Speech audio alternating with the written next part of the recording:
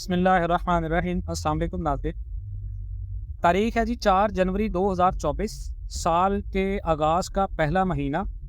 और अल्लाह इस साल को पाकिस्तान के लिए बेहतरीन साल बनाए, पाकिस्तान की मईशत के लिए बेहतरीन साल बनाए और पाकिस्तान को दिन दुगनी रात चौगुनी तरक्की अता कर। दुआओं के साथ इंशाल्लाह।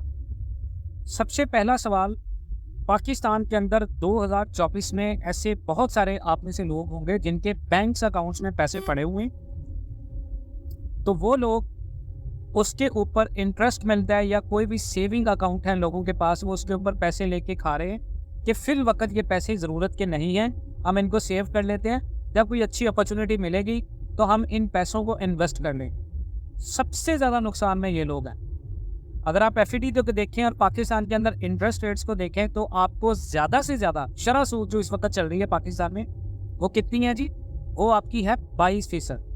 22% इंटरेस्ट रेट के साथ डेफिनेटली कर्ज कोई मुल्क, कोई भी ऐसा कंट्री नहीं है जहाँ पर शरह सूद 22% और लोग वहाँ पर कारोबार करें, क्योंकि 22% की शरह सूद के साथ कारोबार तो हो ही नहीं सकता।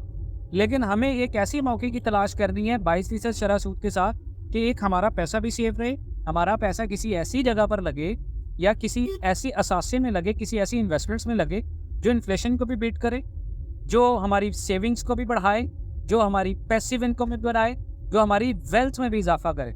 अब हम क्या करें, हम सिर्फ बैंक में पैसे रख रहे हैं, लेकिन बैंक में पैसा रखना चूंकि बहुत ज़्यादा नुकसान दे रहा। उसकी रीज़न ये है कि 17% अगर आप उसमें प्रॉफिट लेंगे वो आपका टैक्स कटेगा।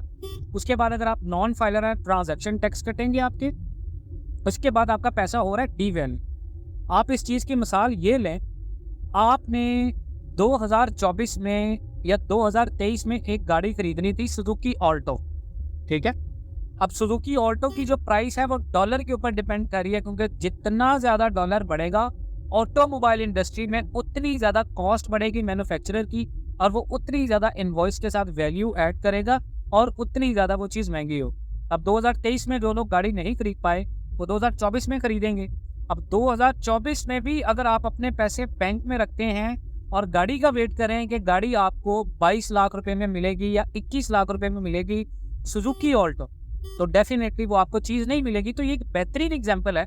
आप कोई भी एसेट खरीद लें, आप गाड़ी खरीदते हैं, मोबाइल खरीद कर देख लें, आप कोई भी एसेट खरीद कर देख लें, कोई उसके साथ साथ मोबाइल खरीद कर, कोई बाइक खरीद कर देख लें, कोई भी किसी किस्म की ऑटोमोबाइल इंडस्ट्री से जुड़ी या कोई भी पाकिस्तानी रुपये से जुड़ी कोई चीज़, इवन डैट की इंपोर्टेड अशिया को छोड़कर आप कोई भी डोमेस्टिक प्रोडक्ट में भी पैसा लगाएंगे वो आपको नहीं मिलेगा जब आप बैंक में पैसे रखें। अब सवाल ये कि बैंक में पैसे नहीं रखने तो क्या करें? गोल्ड में भी वही फ़ायदा नहीं है, डॉलर में भी फ़ायदा नहीं है, रियल एस्टेट में भी फ़ायदा नहीं है, तो हम पैसे कहाँ पर लगाएं? देखें, ये वो चीज़ें हैं जिनके अंदर बहुत सारी कैटेगरीज हैं। आप रियल एस्टेट में पैसा नहीं लगाना चाह रहे, लेकिन रियल एस्टेट में सिर्फ एक कैटेगरी प्लॉट नहीं होता, रियल एस्टेट में एक कैटेगरी टाउन्स नहीं होती। रियल एस्टेट में आप कम्युनिटी को देखकर इन्वेस्टमेंट करें, जहाँ पर आबादी जितनी ज़्यादा है, जितनी आबादी ज़्यादा है उतना ज़्यादा आपको फ़ायदा होगा।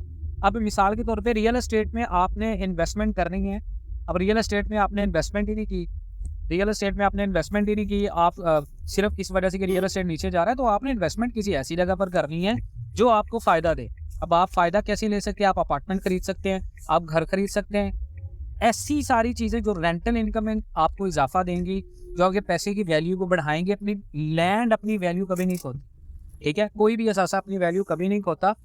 ऐसी चीज़ें जो अपनी वैल्यू नहीं खोती, ऐसी चीज़ों के अंदर आप पैसे लगाएं। उसमें अगर आपको पैसिव इनकम नहीं भी मिलती, आपका पैसा डी वैल्यू नहीं होगा। गोल्ड आपका इन्फ्लेशन को बीट करेगा, स्टॉक आपका इन्फ्लेशन को बीट करेगा, real estate product, real estate asset आपका उसको बीट करेगा। कार की डेप्रिसिएशन भी होगी लेकिन कार आपके इन्फ्लेशन को बीट करेगी। तो इस तरह की चीज़ों के अंदर पैसा लगाएं, बैंक के अंदर सेविंग ना रखिए, ये आपको नुकसान है। मज़ीद इस तरह की अपडेट्स के लिए जुड़े रहें पाकिस्तान एंड वर्ल्ड टीवी के साथ। इंशाल्लाह मिलते हैं नेक्स्ट वीडियोज़ में, तब तक के लिए अल्लाह हाफ़िज़।